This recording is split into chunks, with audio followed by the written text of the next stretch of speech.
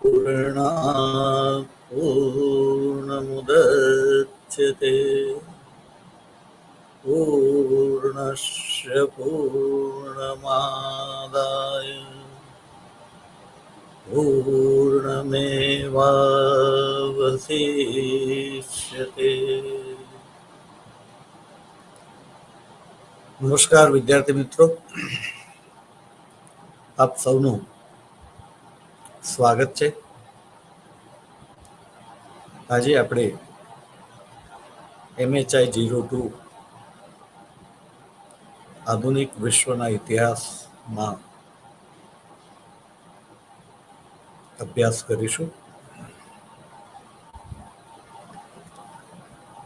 આપણે જાણીએ છીએ તેમ આધુનિક વિશ્વની શરૂઆત પુનર્જાગરણની પ્રક્રિયાથી શરૂ થઈ. પુનર્જાગરણની આ પ્રક્રિયા ક્યારે શરૂ થઈ એ અંગે જુદા જુદા વિચારકોમાં જુદા જુદા મતભેદ છે. એવી જ રીતે આ પ્રક્રિયા ક્યારે પૂર્ણ થઈ એ અંગે પણ જુદા જુદા વિચારકો અને ઇતિહાસકારોની અંદર મતભેદ છે. મારી દ્રષ્ટિએ આ પ્રક્રિયા હજી આજે પણ ચાલુ જ છે. પ્રશ્ન થાય કેમ? ત્યારે આપણે વાત કરીશું કે પુનર્જાગરણ એને કયા અર્થની અંદર આપણે વાત કરીએ છીએ. જુદા જુદા લોકોની દ્રષ્ટિએ, ઇતિહાસકારોની દ્રષ્ટિએ, વિચારકોની દ્રષ્ટિએ પુનર્જાગરણનું અર્થઘટન જુદું જુદું છે. એક અર્થઘટન કે ઊંઘમાંથી દરેક જણ જાગે અને જાગ્યા પછી દરેક જણ કંઈક ને કંઈક પ્રવૃત્તિ કરે.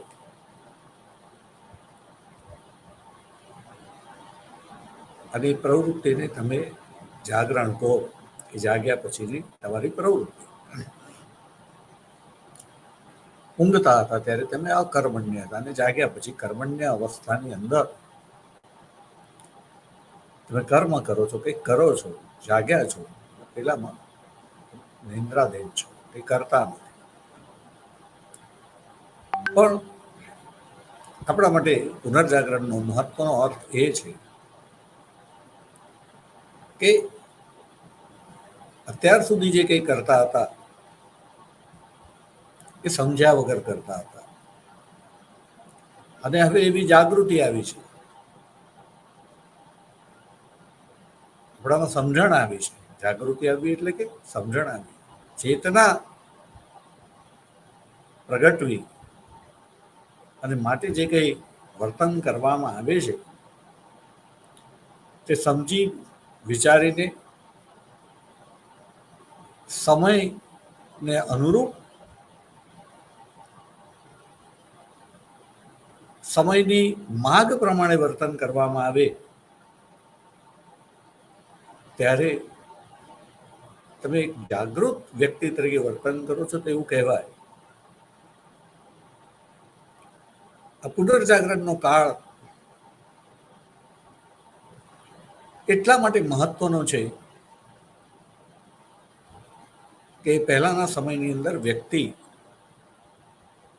એ અનેક જંજીરોથી જકડાયેલો હતો.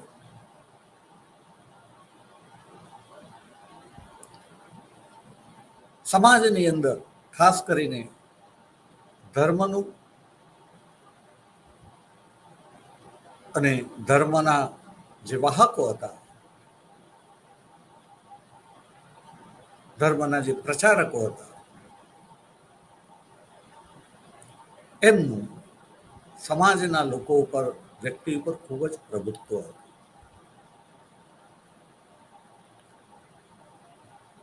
એકલ દોકલ વ્યક્તિનું કોઈ મહત્વ ન હતું.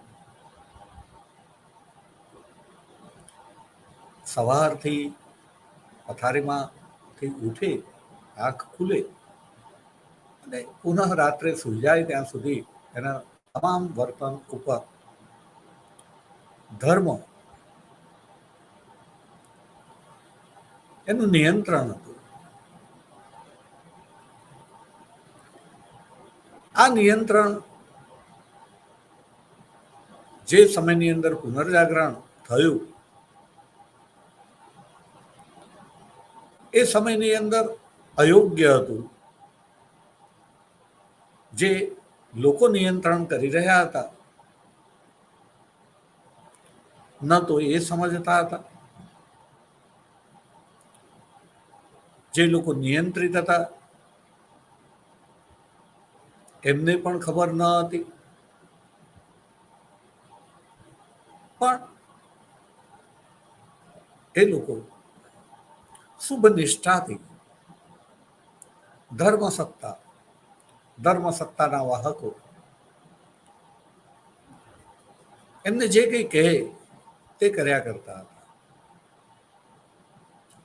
ધર્મસત્તા સાથે સંકળાયેલા જે વાહકો છે એ પણ પોતે સમજદાર નથી હોતા. અમુકને બાદ કરતા ઉચ્ચ સ્થાને બિરાજેલા જે ધર્મ સંસ્થાપકો છે, ધર્મ સંસ્થાપકો પણ નહીં કહીશું, પણ એ જે પ્રકારના ઓર્ડર આપે છે એ અર્થમાં સંસ્થાપક, આદેશ આપે છે, આજ્ઞા કરે છે. એ આજ્ઞા એ પણ અહીંયા વડા ધર્મગુરુઓની હું વાત કરું છું કે એમના જીવનની અંદર ધર્મનો અભ્યાસ છૂટી ગયો હોય છે.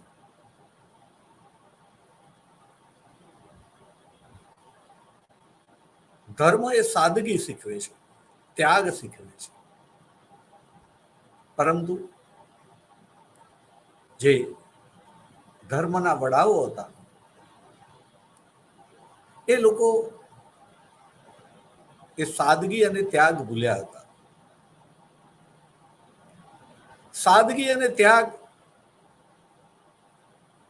એ માત્ર ભૌતિક જ નથી, એની અંદર અનુયાયીઓ પણ આવી જાય. તમારી પાસે સંપત્તિ ઘણી હોય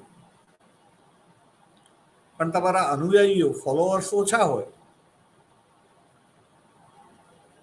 તમારો આશ્રમ નાનો હોય તો તમને ધર્મના વડાને પણ એવું લાગે કે ના, હું કંઈક નાનો છું, મારા ફોલોઅર્સની સંખ્યા વધારું, મારા આશ્રમની વિશાળતા વધારું,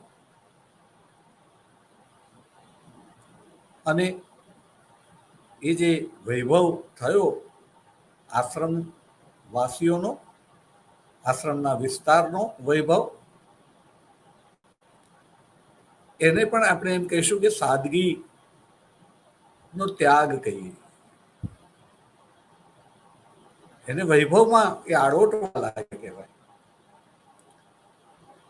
ત્યારે ધર્મનો વડો જે છે એનું કામ સાદગીનું હોય છે, પણ ક્યારે વૈભવની અંદર,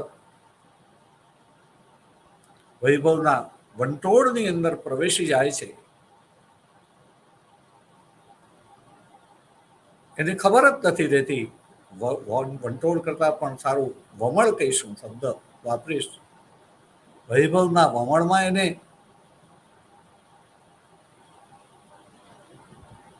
ધર્મનું મૂળ સ્વરૂપ એનો ખ્યાલ નથી રહેતો.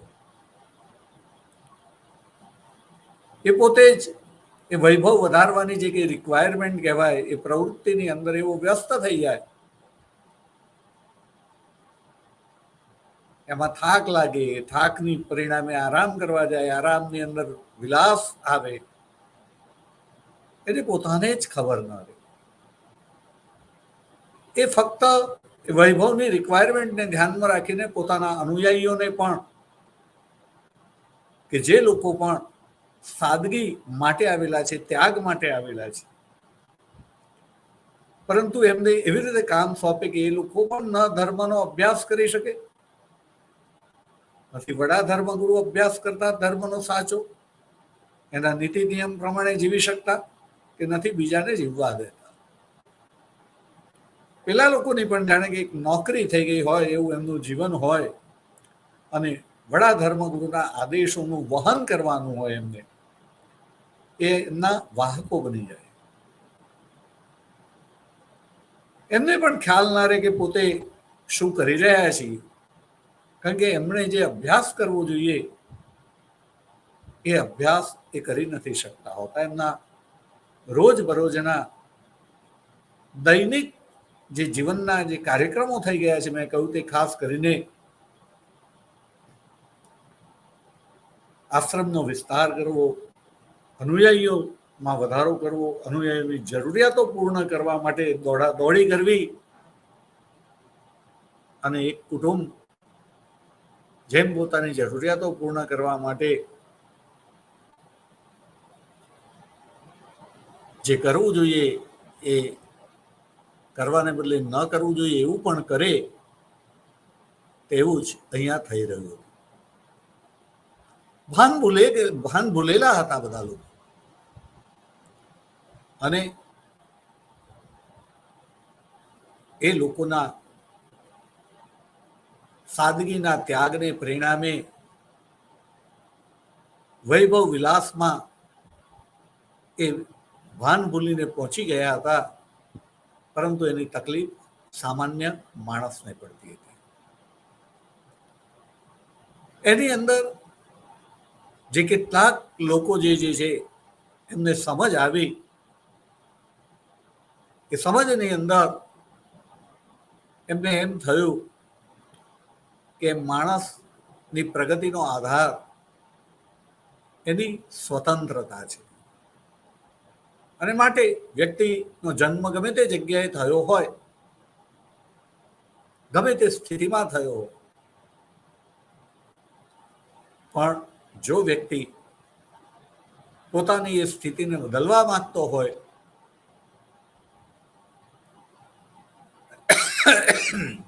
તો એને પોતાના અંતરાત્માના અવાજ પ્રમાણે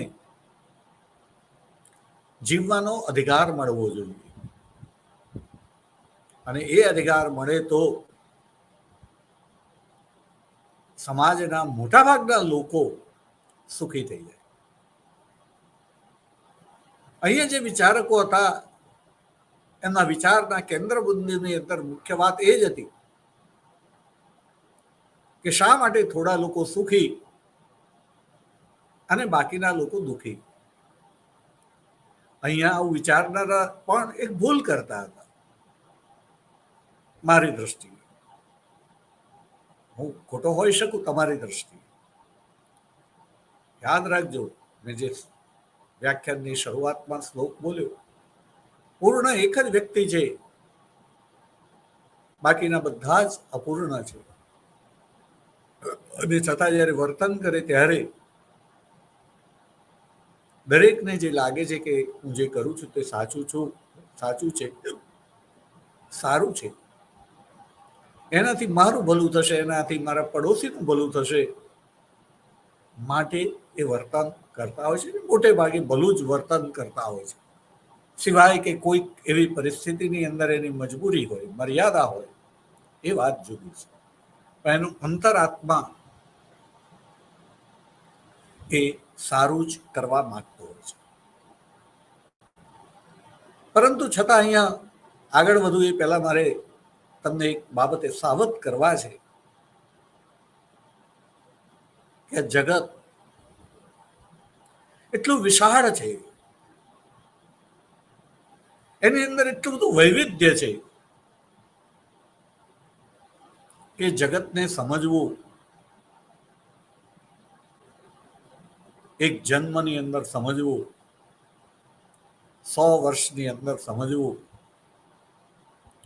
એ શક્ય નથી. ભલભલા ગોથું ખાઈ ગયેલા છે. ભગવદ્ ગીતાની અંદર કહેવામાં આવ્યું છે કે આ મારું જે જગત છે એને સમજવું કોઈના બસની વાત નથી. જે કોઈ સમજવા ગયું એ સમજી નથી શક્યું. મમ માયા દુરત્યા, મારી માયાને સમજીને એની પાર ઉતરવું એ શક્ય નથી. પણ જેણે આ જગત બનાવ્યું છે એ જગતના ભાગ રૂપે આપણને પણ બનાવ્યા છે. અને જે એના શરણે જાય છે એનું સંપૂર્ણપણે યોગક્ષેમ એ વહન કરે છે. ગીતાની અંદર કહે છે, ભગવદ્ ગીતાની અંદર, મામેકમ શરણમ વ્રજ મમ માયા દુરત્યા. એ મારે શરણે આવે છે એનું બધું જ હું કરું છું. સમયની સાથે જે એને ગમતું નહીં, યાદ રાખીશું, આપણને ગમતું નથી થતું પણ આપણા માટે જરૂરી એ સમયની સાથે આ પૃથ્વી પરના તમામ જીવ માટે એ થતું જ હોય છે. પણ મેં કહ્યું તેમ કે અહીંયા જે વિચારકો જે થોડા લોકોને સુખી કહેતા હતા, એ સાધનો જેની પાસે હતા એને સુખી કહેતા હતા. સાધન જુદા જુદા સ્વરૂપના હોય, પણ આપણે જે છે આપણી પાસે જે સાધનો છે એને ઓળખીએ નહીં. અને કોઈકની પાસે સાધન હોય, એ સાધન આપણી પાસે નથી અને એ પ્રાપ્ત થાય તો સુખ, નથી એટલે દુઃખ. અને એ અર્થની અંદર કેટલોક વર્ગ કે જે આંગળીને વેઢે ગણી શકાય તેવો હતો, જે સાધનોથી સમૃદ્ધ હતો, સુખી હતો કે નહીં એ પ્રશ્ન છે, પણ સાધનોથી સમૃદ્ધ હતો. સુખ સાધનથી પણ મળે છે, સાધન વગર પણ મળે છે. સાધનના પ્રકાર પણ મેં કહ્યું તેમ જુદા જુદા છે. કોઈકને જે છે એ માત્ર સમજ પ્રાપ્ત થઈ છે, તો એ સમજ એ પણ એક સાધન છે. તમે વિદ્યાર્થી મિત્રો ઘણા લોકોને એવા જોયા હશે તમારી આસપાસમાં, ખૂબ સાધનો હોય, એમની પાસે એટલી સંપત્તિ હોય કે આ પૃથ્વી ઉપર એવું એક પણ સાધન ન હોય કે જેને એ લોકો ખરીદી ન શકે. છતાં એ સાધનના અધિપતિ પાસે એવો સ્વભાવ હોય કે ન તો પોતે સુખી થાય કે ન તો પોતાની આસપાસના કોઈને પણ સુખી થવા દે. એક અધિકારી, એની પાસે પાવર છે તો એ પણ એક સાધન છે. આપણે જોઈએ છીએ કે ઘણા બધા અધિકારીઓ એ પાવરની અંદર એટલો બધો પાવર હોવા છતાં પોતે સુખી નથી હોતા, પોતાના સ્ટાફને સુખી નથી રહેવા દેતા, અને પોતાની પાસે જે લોકો ફરિયાદ લઈને આવે છે એની પાસે પાવર છે કે એ લોકોની ફરિયાદોનું નિવારણ કરી શકે, પણ જ્યારે ફરિયાદ લઈને આવે ત્યારે આવનારને એમ થાય કે હું અહીં ક્યાં આવ્યો, અહીંયામાંથી તો મારી તકલીફમાં વધારો થયો. વિદ્યાર્થી મિત્રો, હું એટલા માટે કહું છું કે તમે ભવિષ્યની અંદર પાવરથી સાધન સંપન્ન થવાના છો. અને સાધન સંપન્ન સુખી જ હોય એવું નથી, અધિકારીઓ સુખી નથી હોતા. કોઈકને એવું લાગે એના વાહનો, એની પાસે એનો સ્ટાફ એની જી હજૂરી કરતો હોય, એવું લાગે કે કેટલો સુખી માણસ છે, પણ એ અનેક પ્રકારના તણાવથી ગ્રસ્ત હોય, એ સુખી ન હોય. ત્યારે મેં કહ્યું તેમ કે સુખ અને સમૃદ્ધિ બે જુદી વસ્તુ છે. તો એ જે નવજાગૃતિ જે છે એની અંદર જે મૂળ વાત છે એ લોકોને સુખી બનાવવાની વાત છે.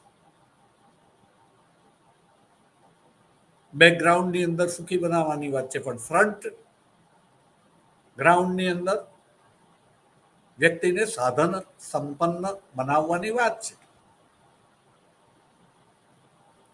અને નવજાગૃતિ એ પુનર્જાગરણ આપણે જે કહીએ છીએ એ આ સાધન સંપન્નતાની બાબતમાં તો આવ્યું જ છે. અને એ અર્થમાં આપણે એને પુનર્જાગરણ કહેવું હોય એ ધરી ઉપર તો આપણે પુનર્જાગરણ કહી શકીએ છીએ. ખૂબ પુનર્જાગરણ થયું છે. સંપત્તિની અંદર ખૂબ વધારો થયો છે. લોકોની જુદા જુદા પ્રકારની સગવડોની અંદર એટલો બધો વધારો થયો છે કે ના પૂછો. આજે સામાન્ય માણસ પણ ઉનાળાની બળબડતી બપોરની અંદર મેટ્રો ટ્રેનમાં મુસાફરી કરીને એક શીતળ વાતાવરણની અંદર મુસાફરી કરી શકે છે. BRTS બસો પણ એર કન્ડિશન બસો છે. એ અલગ વાત છે કે એના વાહકો એનું ધ્યાન ન રાખે, બસનું એસી બરાબર રિપેર કર્યા વગર બસ ચલાવે અને એસી બસની અંદર બારી પણ ખુલતી ના હોય અને તમે ગરમીથી પરેશાન થઈ જાય. બસ બનાવનારે બસ બનાવે છે, એનું વહન કરનારની પ્રક્રિયાને પરિણામે આખી વાત જુદી થઈ જાય છે. ત્યારે નવજાગૃતિ આપણે કહીએ ત્યારે તમામ ક્ષેત્રે જ્યારે જાગૃતિ આવે, તમામ લોકો જે છે પોતાની ફરજ યોગ્ય રીતે ભજવે. અને જેમ આપણે કહ્યું કે નવજાગૃતિ પહેલાના કાળની અંદર ધર્મ સત્તા તમારી આંખ ખુલે ત્યાંથી તમારી આંખ મિચાય ત્યાં સુધી તમારું નિયંત્રણ કરતી હતી. અને બહુ બધા લોકો અહીંયા આપણે આજે નિયંત્રણ એને કહીએ છીએ એ ધર્મની અંદર એવી રીતે ઓગળી ગયા હતા. ઓગળી ગયેલા શબ્દ હું કહું છું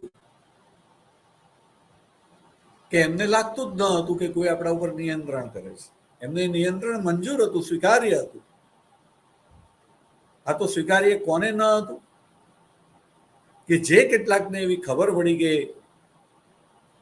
અહીંયા કંઈક બરાબર થઈ રહ્યું નથી, જેણે સાદગી પૂર્વક જીવન જીવવાનું છે, સંયમ પૂર્વક જીવન જીવવાનું છે, વિવેક દાખવવાનો છે. વિવેક શબ્દ બહુ જ અગત્યનો છે. અહીંયા બધા વિવેક ભૂલી ગયેલા છે અને પરિણામે બહુ બધી ગરબડો થઈ ગઈ છે. અને એ ગરબડની અંદર મારી દ્રષ્ટિએ કહું છું કે એમ કે છે કે માનવીને સમાજના કેન્દ્રમાં મૂકવામાં આવે તો બધી તકલીફો દૂર થઈ જાય. એટલે કે વ્યક્તિ છે એને કોઈ કહે એટલે એને વર્તન કરવાનું એવું નહીં, પણ એને વિચાર કરવાનો કે હું આ વર્તન શા માટે કરું. આ વર્તન મારે કરવું જોઈએ, આનાથી મને શું ફાયદો થાય. ચાલો મને ફાયદો ના થાય તો કઈ નહીં, મારા પરિવારને ફાયદો થાય, મારા પડોશીને ફાયદો થાય, કોને ફાયદો થાય, મારે શા માટે આ વર્તન કરવું જોઈએ. હવે એ દરેક વર્તન વિચારીને કરે છે, સમજીને કરે છે. શબ્દ બહુ જોખમી છે કે સમજીને કરે છે. સમજ કોને કહેવાય યાદ રાખીશું વિદ્યાર્થી મિત્રો. પહેલી નજરે આપણને જે તકલીફ દેખાય એને એમ થાય કે આની જગ્યાએ આમ કરીએ તો આ તકલીફ દૂર થઈ જાય. પણ એક કહેવત છે કે એક સાધવા જઈએ ત્યાં 13 તૂટે. એમ જેની પાસે એક વિશેષ સમજ નથી, સામાન્ય સમજ છે, અને સામાન્ય સમજથી કરવામાં આવેલું કામ એક સાધો ત્યાં 13 તૂટે એવી પરિસ્થિતિનું નિર્માણ કરે છે. હું અહીંયા કહેવા એ માંગુ છું કે આ નવજાગરણની અંદર મારી દ્રષ્ટિએ ભૂલ એ થયેલી છે કે દરેક વ્યક્તિને વર્તનની છૂટ આપવા માટેની વાત છે. યાદ રાખીશું કે દરેક વ્યક્તિ વિશેષ છે જ, કારણ કે એને બનાવનાર વ્યક્તિ કો કે આ પૃથ્વી પરની તમામ વસ્તુઓ એ બનાવનાર એ પૂર્ણ પુરુષોત્તમ છે. પૂર્ણ પુરુષોત્તમ એ વસ્તુ બનાવેલી છે કે વ્યક્તિ બનાવેલો છે એટલે લાયક જ હોય, એ નાલાયક હોય જ નહીં. એનું તમામ વર્તન પણ લાયક જ હોય. પણ તેમ છતાં આપણે કહ્યું કે આ જગત એની અંદર બહુ જ વૈવિધ્ય છે. બધી જ સમજ તમે ના ધરાવી શકો. એક 100 વર્ષના જીવનમાં પણ તમે બધી જ સમજ ના ધરાવી શકો. ઘણું બધું મને આજે 61 વર્ષ થયા છે. ગઈકાલે હું કંઈક કહું છું અને આજે મારી સમજની અંદર સહેજ વધારો થાય ત્યારે મને એવું લાગે છે કે ગઈકાલે હું ખોટું બોલતો હતો. અત્યાર સુધી હું સ્વતંત્રતાની બહુ તરફેણ કરતો હતો. આજે જ મને એવું લાગે છે કે બહુ બધી સમસ્યાઓના મૂળની અંદર આ સ્વતંત્રતા છે. કારણ ભારતીય સમાજની અંદર આપણે જોઈએ, ભારતીય સંસ્કૃતિ એ વિશ્વની અંદર બહુ આગવું સ્થાન ધરાવે છે. શા માટે? પ્રશ્ન એ થાય, શા માટે?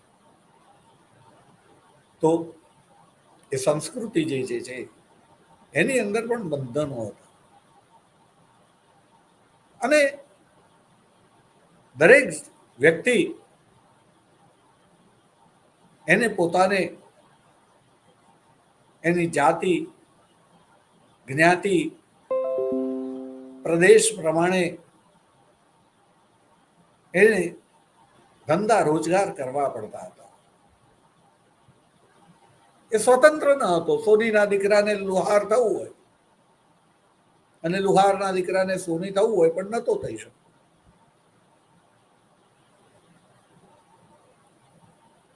આવું કોઈકે કર્યું. કેમ કર્યું? કરનારે પણ સ્વતંત્રતા છીનવી લીધી. એમ છીનવી લીધી. મને વિચાર આવ્યો, તમે વિચારજો. મેં કહ્યું તેમ હું ખોટો હોઈ શકું. તો એવું લાગે છે કે આજે આપણે વિશેષીકરણ તરફ નવજાગૃતિથી જે પરિવર્તન આવ્યું એમાંનું એક પરિવર્તન મૂડીવાદ. અને મૂડીવાદ એ આપણને વિશેષીકરણ તરફ લઈ જાય છે કે તમારે કોઈ એક જ કામ કરવાનું ને બાકીના બીજા ઉપર છોડી દેવા. કાનમના લોકો કપાસ જ ઉગાડે, બીજી વસ્તુની ખેતી ન કરે, જમીનમાં બીજું ઉગે, પણ એટલો ભાવ જે કપાસનો મળે બીજાનો ન મળે ભૂમિમાં ઉગેલી વસ્તુનો, માટે માત્ર કપાસ જ ઉત્પન્ન કરવાનો. ચારોતરના લોકો તમાકુ જ ઉત્પન્ન કરે, ભાલના લોકો ઘઉં જ ઉત્પન્ન કરે, ઊંઝાના લોકો જીરું જ ઉત્પન્ન કરે, સિમલાના લોકો સફરજન જ ઉગાડે. તો આ વિશેષીકરણ છે. એમ વ્યક્તિ પણ વંશ પરંપરાગત એક વસ્તુ કરે તો એનામાં એ વિશેષીકરણ બહુ નાની ઉંમરથી આવી જતું હતું અને નાની ઉંમરને કારણે એનું બાકીનું બધું જીવન એ તણાવ મુક્ત થઈ જતું હતું. 13-14 વર્ષે તો થોડુંક વધારે કહીએ તો 16-17 વર્ષે તો એ જે તે વિષયનો એકદમ સ્કિલફુલ કારીગર, આર્ટિઝન બની જતો હતો. એ ખેતી હોય તો ખેતી, અધ્યાપનનું કાર્ય હોય તો અધ્યાપનમાં,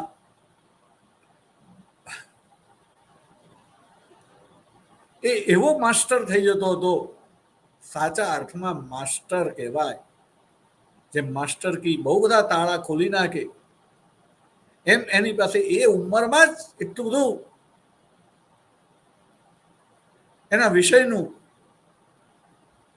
એની પાસે માહિતી હોય. હું જ્ઞાન નહીં કહું, માહિતી કહીશ. કે કાર્ય કેવી રીતે કરવું એની સૂઝ હોય. માતા પિતાને પણ એમ થાય કે દીકરો હવે મારા ખભે આવી ગયો છે,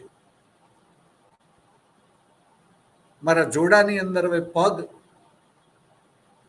નાખી શકે તેમ છે, મારું જોડું પહેરી શકે તેમ છે, માટે હવે મારી ચિંતા પૂરી થઈ ગઈ. બહુ બધા લોકો જે છે 30 વર્ષે તો મૃત્યુ ધારણ કરી લેતા હતા. સરેરાશ આયુષ્ય 30 વર્ષ હતું. ઘણા તો 30, સરેરાશ 30 હોય એટલે ઘણા લોકો એની પણ પહેલા. જ્યારે આજે 30 વર્ષ સુધી તો આજના ભણતરની અંદર માણસ કોઈ કામનો નથી હોતો. ખાલી એક લેબલો ચોંટાડેલા હોય છે. બહુ બધા લોકો 30 વર્ષે આઈએએસ જેવી સારી પરીક્ષા પાસ કરે છે, પણ પરીક્ષા પાસ કર્યા પછી પણ એને ટ્રેનિંગ ના આપે ત્યાં સુધી એ પોતાના પદ પર શોભાયમાન થવા માટે લાયક નથી હોતો. એને ટ્રેનિંગ આપવી. અને આપણે જોઈએ છે તેમ 30 વર્ષ સુધી માણસને કેટલો બધો સ્ટ્રેસ હોય છે. માણસને, માતા પિતાને. હજી લગ્નની ઉંમર 30 વર્ષની આસપાસ પહોંચી ગઈ છે. ઘણા લોકો 30 વર્ષે પણ લગ્ન નથી કરી શકતા. આજે જ મને મારા ભૂતપૂર્વ વિદ્યાર્થીએ એની માર્કશીટ મોકલેલી છે. એણે એક સારી પરીક્ષા પાસ કરી, પણ એ પરીક્ષા પાસ કરતા એની ઉંમર જે છે 35+ થઈ ગઈ છે. એણે કેરિયર બનાવવા માટે લગ્ન નથી કરી શક્યો. આ સ્ટ્રેસ છે. ઘણા સ્ટ્રેસમાંથી હું એને છેલ્લા ઘણા વખતથી જોઉં છું કે પસાર થાય છે. હું એને સતત એમાંથી મુક્ત કરવાની કોશિશ કરું છું. તો આપણે જોઈશું કે આ પરિણામ જે કંઈ નવજાગૃતિને પરિણામે, સ્વતંત્રતાને પરિણામે આવ્યું, એ સ્વતંત્રતા જે છે એણે માણસને સુખી કર્યો, સાધન સંપન્ન કર્યો. સાધનો બહુ બધા પાસે છે. જેને તમે નાનો માણસ કહો છો, એ નાના માણસ પાસે પણ ઘણા બધા સાધનો છે. પણ સુખની વાત કરીએ તો નાનો માણસ, મોટો માણસ સાધનોની દ્રષ્ટિએ સુખી નથી. નવજાગૃતિની અંદર જે વિચારકો જે પરિવર્તન ઈચ્છતા હતા, એ પરિવર્તનની અંદર એમના મનની અંદર, મસ્તિષ્ક અને હૃદયની અંદર, બેકગ્રાઉન્ડની અંદર સુખ હતું કે સુખની પ્રાપ્તિ થશે. કોને? એમની દ્રષ્ટિએ સમાજના થોડાક જ લોકો જે અત્યારે સુખ ભોગવે છે,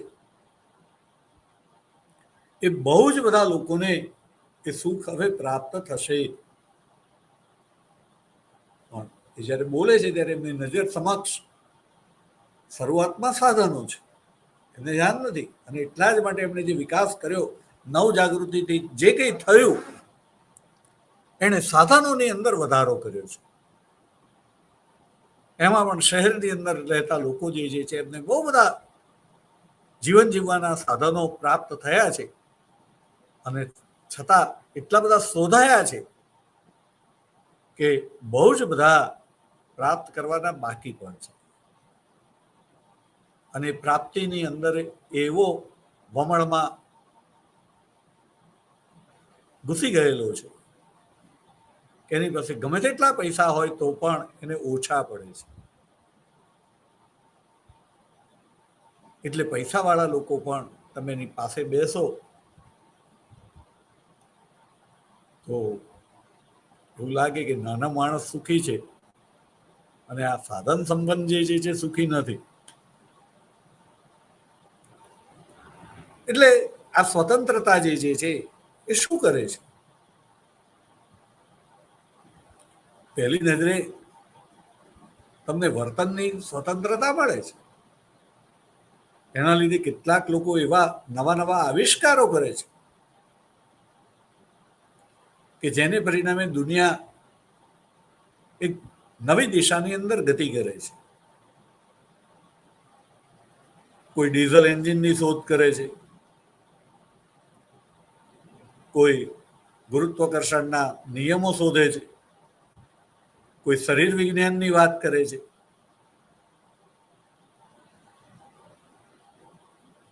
આજ પછી 20-25 વર્ષ પછી તો માણસને મૃત્યુ પણ જોઈતું હશે તો નહીં મળે, કારણ કે બધું જ રિપ્લેસમેન્ટ થાય છે. 40 ની આસપાસ ઉંમર થાય એટલે આંખની અંદર બેતાલા આવે અને જાણે કે એનું મૂળ કાર્ય પૂરું થઈ ગયું, એનો હવે થોડો ઉપયોગ થાય. પણ તમને આંખનું શાસ્ત્ર એ નંબરવાળા ચશ્મા આપે અને કહે કે વાંચો તમે તમારે. આગળ જતા મોતીઓ આવે, એનું ઓપરેશન કરી આપે, ફરીથી કહે કે ચશ્માય નહીં, નવો લેન્સ નાખી દીધો છે, તમે તમારે વાંચો. અને એમ જિંદગીભર તમને વિજ્ઞાન આંખ આપે છે. આવી જ રીતે ની રિપ્લેસમેન્ટ થાય છે, બાયપાસ સર્જરી થાય છે. અને હજી મેં કહ્યું તેમ 25 વર્ષ થયું છે, એની અંદર એટલા બધી શોધો થશે કે બહુ બધું નવું મળશે, માણસને મરવા જ નહીં દે. પણ સવાલ સુખનો છે.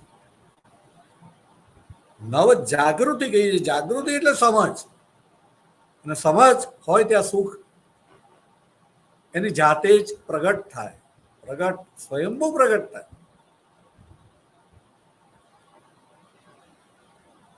કોઈ સુખી હોય તો એ વિદ્વાન હોય તો જ સુખી થાય, અને વિદ્વાનની પાસે રહેનારા લોકો પણ સુખી થાય. અને માટે જે પેલી ભૂલ થઈ ગઈ છે કે સાધન હોય ત્યાં સુખ, એવું નથી. મેં કહ્યું કે જેની પાસે બધા જ સાધનો હોય, એટલી સંપત્તિ હોય કે ન હોય એ સાધન પણ એ ખરીદી શકે, બદલી શકે, છતાં મેં કહ્યું તે કે એની પાસે એવો સ્વભાવ હોય કે ન પોતે સુખી થાય, ના આજુબાજુનાને સુખી થવા દે. જ્યારે એનાથી વિરુદ્ધ તમે સમાજની અંદર આપણને એવા માણસો જોવા મળે છે કે જેની પાસે કશું જ નથી. તમે એને આંખે પાટા બાંધીને આ પૃથ્વી પર ગમે તે જગ્યાએ બધું જ એનું છીનવી લઈને છોડી દો, પણ એનો સરસ સ્વભાવ, સાદગી, સંતોષ આ પણ સાધનો છે, એની પાસે હોય. એ કોઈ પણ પરિસ્થિતિમાં પૃથ્વી પર કોઈ પણ સ્થળે દુઃખી ન થાય, અને એની આસપાસનાને પણ કેવી રીતે સુખી થવું એનો રસ્તો બતાવે. પોતે તો થઈ જ જાય, આસપાસનાને પણ બતાવે. ત્યાગથી સુખ પ્રાપ્ત થાય છે, સાદગીથી સુખ પ્રાપ્ત થાય છે. તો સમજણ અગત્યની છે. અને ભારતીય સંસ્કૃતિની આપણે વાત કરી કે આ પ્રમાણે એનું જે વિશેષીકરણ થયેલું હતું, ત્યારે ભારતીય લોકો એવું સમજતા હતા કે વ્યક્તિ બહુ મહેનત કરે તો એકાદ વિષયની અંદર એ નિષ્ણાત બની શકે, પણ એક કરતા વધારે વિષયોની અંદર એ નિષ્ણાત થવા જાય એટલે એના મુખ્ય વિષયની અંદર કટ આવી જ જાય,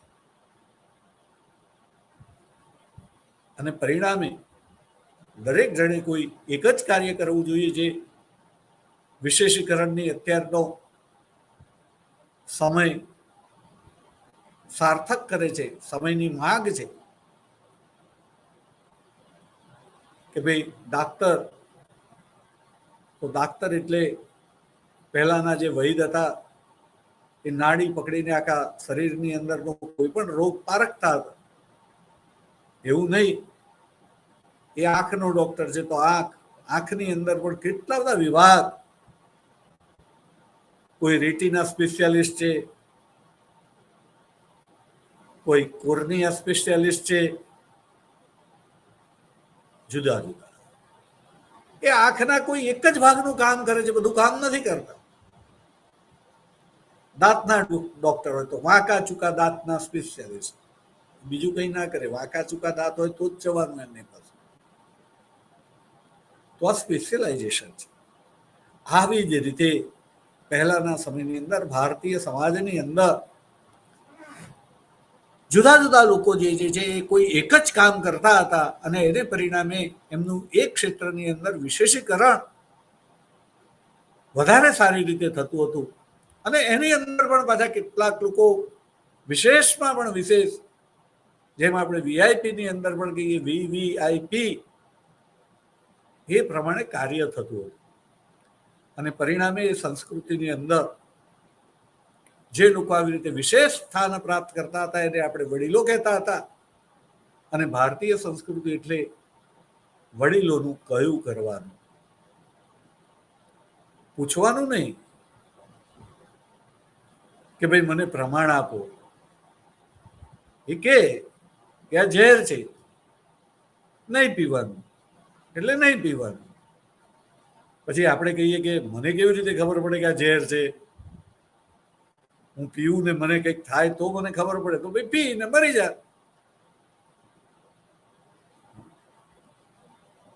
અમૃતનો ટેસ્ટ કરાવાય, ઝેરનો ટેસ્ટ ના કરાવાય. એ વડીલે કહ્યું કે ભાઈ આ ફલાણાએ પીધું હતું ને એને આવું થયું એટલે આપણે મારી લેવું પડે. એટલે વડીલોનું કહ્યું કરવાનું, અને વડીલ એટલે જ વિશેષીકરણ. તો આપણે જેને કહીએ કે જ્યારે વડીલો જ્યારે બગડ્યા હતા ત્યારે ગરબડ થયેલી હતી, વડીલો પોતાનો ધર્મ ચૂક્યા હતા. એ વડીલ નતા રહ્યા પણ કહેવાતા વડીલો નવજાગૃતિ કાળની અંદર બની ગયેલા હતા. એ પોતાના શિષ્યો જે છે પાપ કરે તો એમની પાસે પાપમાંથી મુક્તિ અપાવવા માટે પાપ વિમોચન પત્રિકા વેચતા હતા. એ વેચીને એમાંથી પૈસા પ્રાપ્ત કરતા હતા. પાપ વિમોચન પત્રિકા ખરીદવાથી તમારા પાપમાંથી મુક્તિ મળી જાય.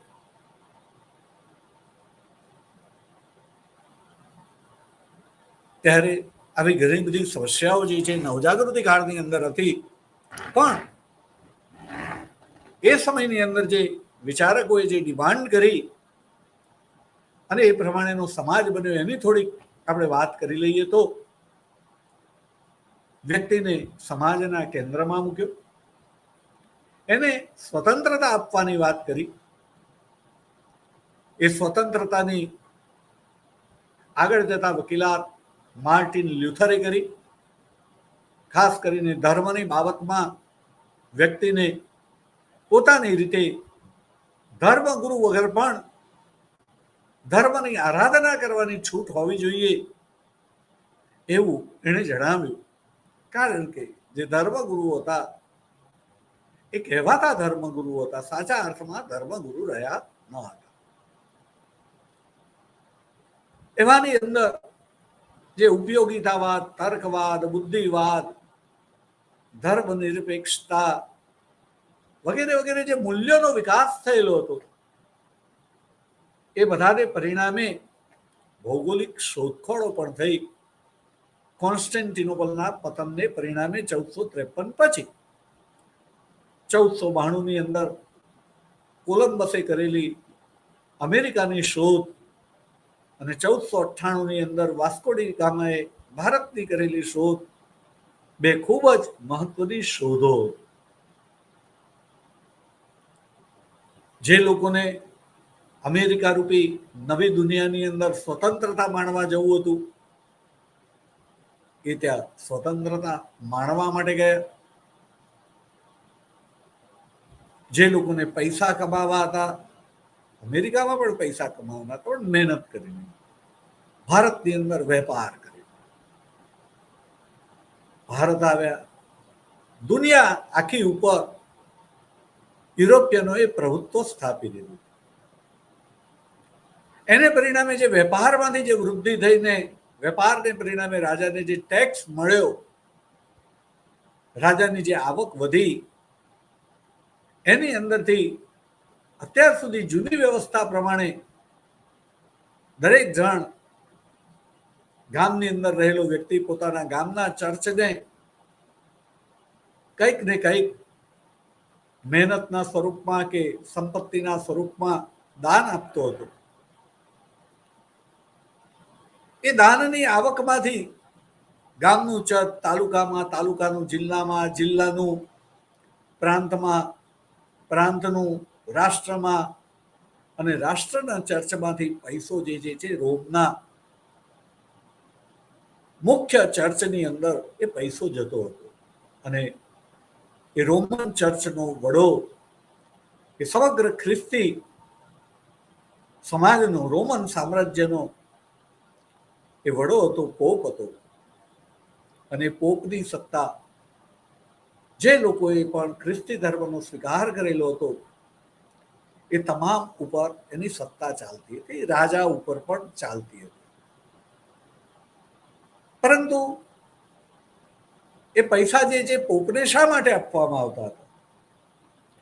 એવી આશા હતી કે પોપ, એને તો ત્યાગ કરવાનો છે, એને જે પૈસા આપણે આપીએ છીએ, પૈસા દ્વારા એ જે છે એ પૈસા આપનાર પ્રજાનું જ ભલું કરવાના માટેના ઉપાયો કરશે અને પ્રજાનું ભલું કરશે. પોપ એ ભગવાન છે અને ભગવાન ભલું કરે એ પ્રમાણે એ આપણું ભલું કરશે. પોપ જે છે એ જુદા જુદા રાજાઓનું પણ નિયંત્રણ કરતો હતો. એની પાસેની સંપત્તિ જે છે, જેમ કેન્દ્ર સરકાર એ રાજ્ય સરકારોને જુદી જુદી યોજનાઓ પૂર્ણ કરવા માટે પૈસા આપે, એ પ્રમાણે અહીંયા રોમન ચર્ચે પણ જુદા જુદા રાષ્ટ્રોને જે છે એની સંપત્તિમાંથી કંઈક ને કંઈક આપવાનું. પણ મનગમતા રાજાઓને વધારે મળે, જે રાજાઓ પોતાના પ્રિય નથી એવાને ઓછું મળે. આવક એની પાસેથી વધારે, પણ મળતા રહીને ઓછું. ત્યારે જ્યારે માર્ટિન લ્યુથરે લોકોની અંદર ધર્મ માટે જે જાગૃતિ આણી, ત્યાર પછી ઇંગ્લેન્ડની અંદર રાષ્ટ્રીય ચર્ચની વાત આવી કે ભાઈ આપણે આપણા દેશના જે લોકો જે છે મંદિરની અંદર એટલે કે ચર્ચની અંદર જે દાન કરે છે અને ચર્ચમાં જે સમૃદ્ધિ આવે છે, એ સમૃદ્ધિ રાષ્ટ્રના ચર્ચ પાસેથી જે ઇટાલીના ચર્ચમાં જાય છે એ હવે બંધ કરી દો. આપણા રાષ્ટ્રના ચર્ચ પાસે જ રહેશે અને એ ચર્ચ રાષ્ટ્રના, પ્રજાના કલ્યાણ માટે એનો ઉપયોગ કરશે. એટલે નવો શબ્દ આવ્યો, રાષ્ટ્રીય ચર્ચ. અત્યાર સુધી જે રાજા હતો એ રાજાને પોતાને રાજ્ય કરવા માટે પણ પોપની અનુમતિ લેવી પડતી હતી. ગાદીએ બેસતા પહેલા એની જગ્યાએ હવે પોપની અનુમતિ લેવાની રહેતી નથી. એ પોતે કહે છે કે ના, મને મારી પ્રજા જ અનુમતિ આપશે. એટલે એવા રાજ્યને પણ આપણે રાષ્ટ્રીય રાજ્ય કહીશું. અને હવે રાષ્ટ્રીય ચર્ચ રાષ્ટ્રીય રાજ્ય થયું ત્યારે એ પ્રજા પોતાના રાષ્ટ્રને બીજા રાષ્ટ્રોની સરખામણીની અંદર મહત્વનું સ્થાન અપાવવા માંગે છે. પોતાનો દેશ અન્ય દેશોની સરખામણીમાં એક આગવી વિશેષતા ધરાવતો હોય, એનું પણ એક મહત્વ હોય, એ સ્થિતિમાં પોતાના રાષ્ટ્રને લાવવા માંગે છે. એમાંથી રાષ્ટ્રવાદ આવ્યો.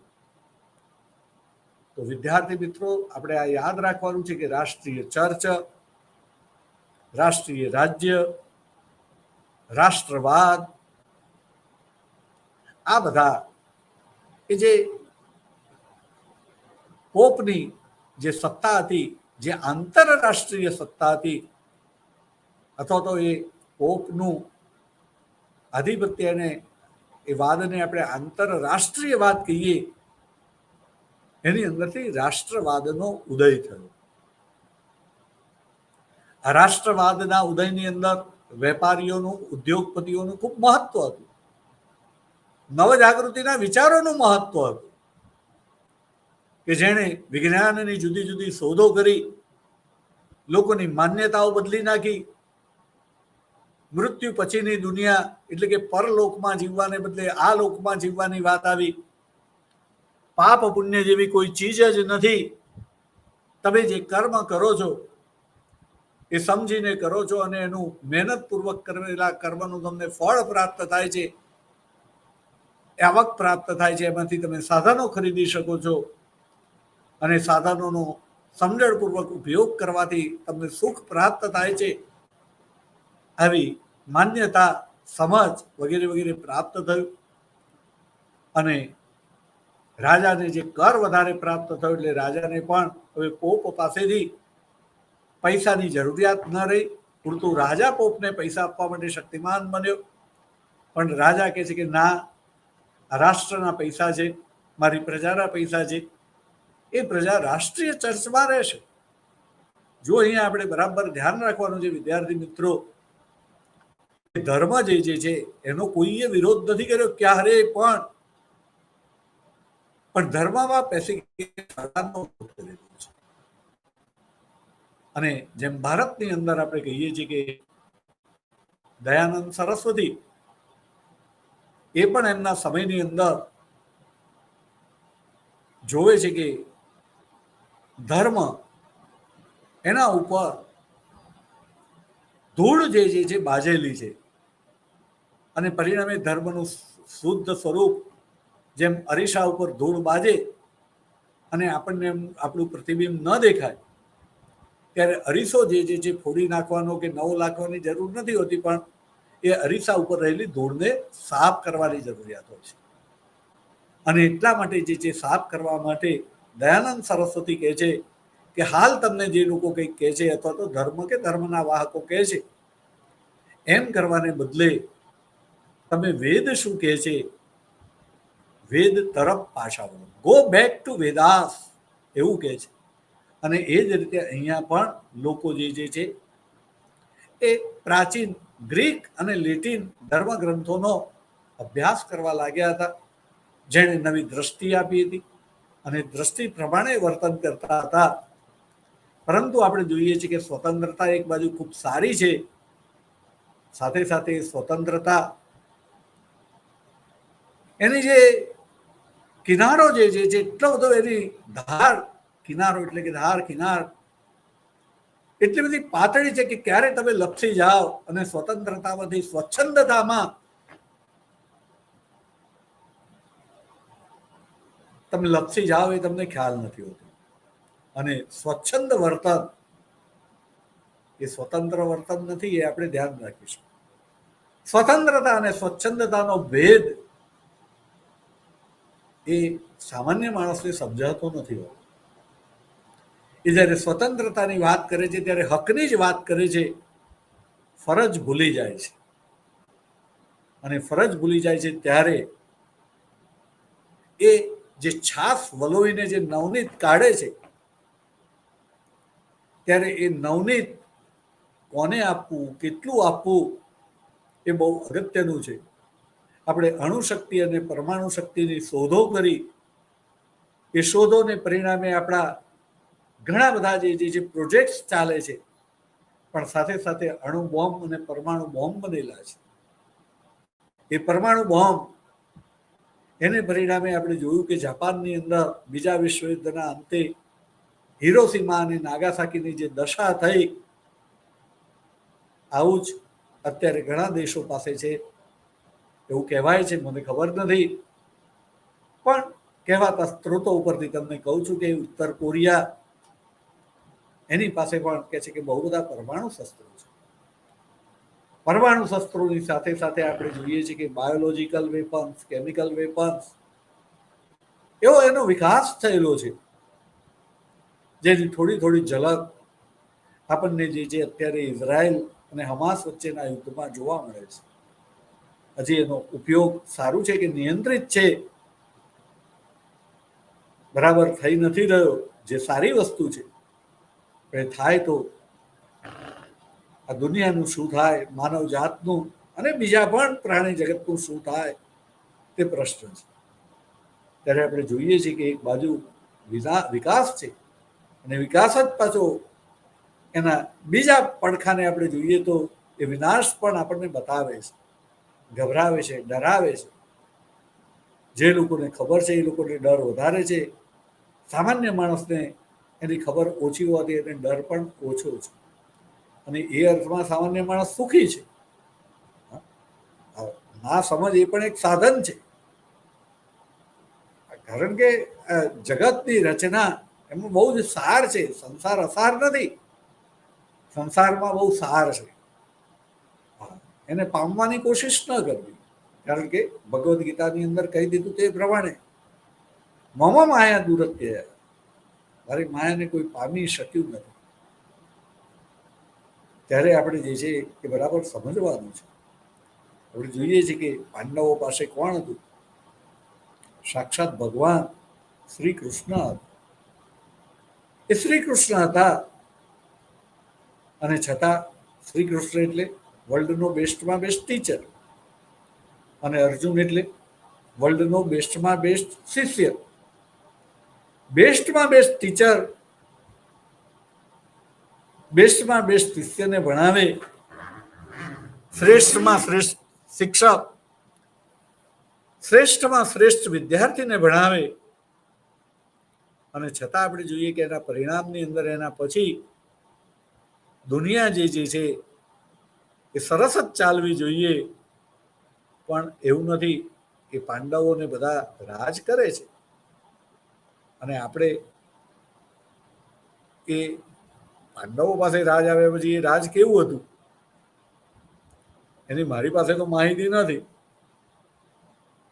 પણ પાંડવો જ્યારે દુઃખી હતા ત્યારે દુનિયા કેવી હતી એની ઢગલાબંધ માહિતી છે. જેની માહિતી હોવી જોઈએ એ નથી. તો આપણને ખબર પડે કે એ લોકોએ કેટલા વર્ષો રાજ કર્યું, કેવું કર્યું, પ્રજા કેવી રીતે જીવતી હતી. ઇતિહાસકારો એ બતાવવું જોઈએ. ગૌરવવંતો ઇતિહાસ એ છે, લડ્યા એ ગૌરવવંતો ઇતિહાસ નથી. આપણે લડાઈનો જ ઇતિહાસ ભણાવીએ છીએ, ગૌરવવંતો ઇતિહાસ નથી ભણાવતા. ત્યારે નવજાગૃતિ કાળની અંદર પણ આપણે જે છે એની સારી બાજુઓ, એની ખરાબ બાજુઓ આપણે બંને તપાસવી પડે. પુનર્જાગરણની અંદર અત્યાર સુધી ઇતિહાસ એવું જ બતાવે છે કે જાણે કે એને જે કંઈ કર્યું એને પરિણામે જગત સુધરતું જ ગયું, સારું જ થતું ગયું. પણ હકીકત એવી નથી. પણ આપણે જે છે જોયું છે કે ઘણું સારું પણ થયું છે સાધન સંપન્નતાની દ્રષ્ટિએ. હવે ઘણું જે બાકી છે એ વિદ્યાર્થી મિત્રો આપણે અભ્યાસ કરીને સતત એની અંદર એ કરવાનું છે, પૂર્ણ કરવાનું છે, અને એ સમજ આપણે પ્રાપ્ત કરીશું ત્યારે નવજાગૃતિ સાચા અર્થની અંદર આવી એવું કહેવાશે.